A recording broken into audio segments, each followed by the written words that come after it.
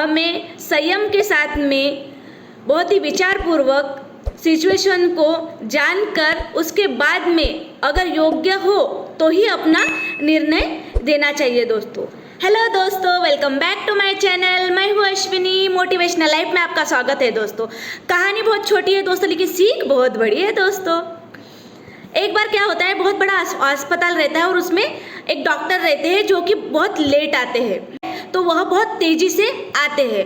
लोग उन्हें घेरते हुए कहते हैं कि आपका हॉस्पिटल है और आप इतने देरी से आ रहे हो, आपको समझ में नहीं आता, यहाँ पर बहुत सारे पेशेंट वेट कर रहे हैं, मेरा बेटा यहाँ पर सुबह से आया हुआ है, बहुत ही बुरी सिचुएशन है उसकी, उस पर कोई ध्यान नहीं दे रहा, आपको समझ में नहीं आ रहा क्या।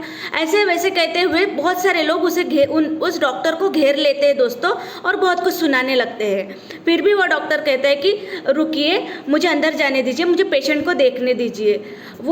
वो लोग सुनने को ही तैयार नहीं रहते, बहुत भला बुरा बेचारे वो डॉक्टर को सुनाते। फिर भी डॉक्टर उन्हें थोड़ा साइड करते हुए अंदर जाते और एक डेढ़ घंटे के बाद ऑपरेशन करके बाहर आते हैं। फिर भी लोग उन्हें घेरते हुए कहते हैं कि कब होश आएगा, मेरा बच्चा कैसा है, कब तक ठीक होगा, ऐसे वैसे सारी बातें पूछने लगते हैं। फिर भी डॉक्टर शांति से कहते हैं कि आप लोग धीरज रखिए, नर्स से बात कीजिए, आपको वो सब बता देगी, मुझे जाना है, ऐसा कहते हैं और डॉक्टर जाने लगता है। फिर जैसे स्पीड से वो डॉक्टर आता है वैसे ही दुगने गति से वह जाने लगता है। फिर भी बहुत सुनाते हुए लोग बातें करने लगते हैं। फिर नर्स आती है और नर्स को सारे लोग फिर से घेर लेते हैं और बोलते हैं कि कैसा घमंडी डॉक्टर है नर्स, ऐसे आया और ऐसे ही चला गया, हमारे पेशेंट के बारे में कुछ बताया भी नहीं। इतने सारे लोग यहाँ पर क्वेश्चन पूछ रहे थे, उनका कुछ जवाब भी नहीं दिया। इतना घमंड, इतना ईगो आखिर किस बात का है। ऐसा वैसा बहुत भला बुरा उन डॉक्टर को कहने लगे। नर्स एकदम से शांत होके उसके आंखों से आंसू गिरने लगे और उन सारे सवालों का वह जवाब देने लगी।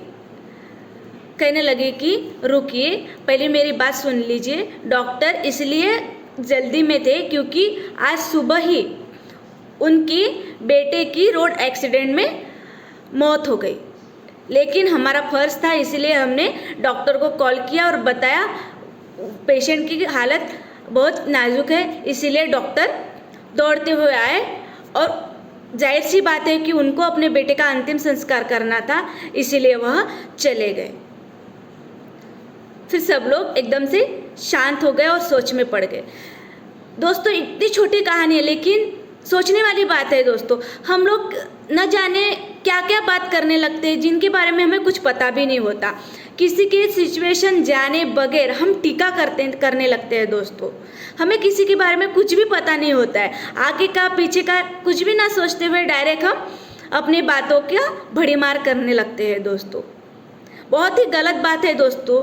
हमें किसी भी सिचुएशन में ऐसा करना नहीं चाहिए दोस्तों, क्योंकि हमें कुछ भी पता नहीं होता है कि वो इंसान किस सिचुएशन से आ रहा है, क्या करने जा रहा है, आगे उसको क्या करना है।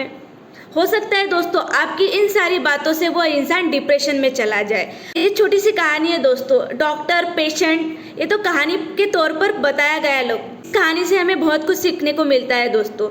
हमें संयम के साथ में बहुत ही विचारपूर्वक सिचुएशन को जानकर उसके बाद में अगर योग्य हो तो ही अपना निर्णय देना चाहिए दोस्तों, वरना यूं ही लोगों के ऊपर टीका टिप्पणी करके अपना और दूसरों का समय भी हम वेस्ट कर देते हैं दोस्तों।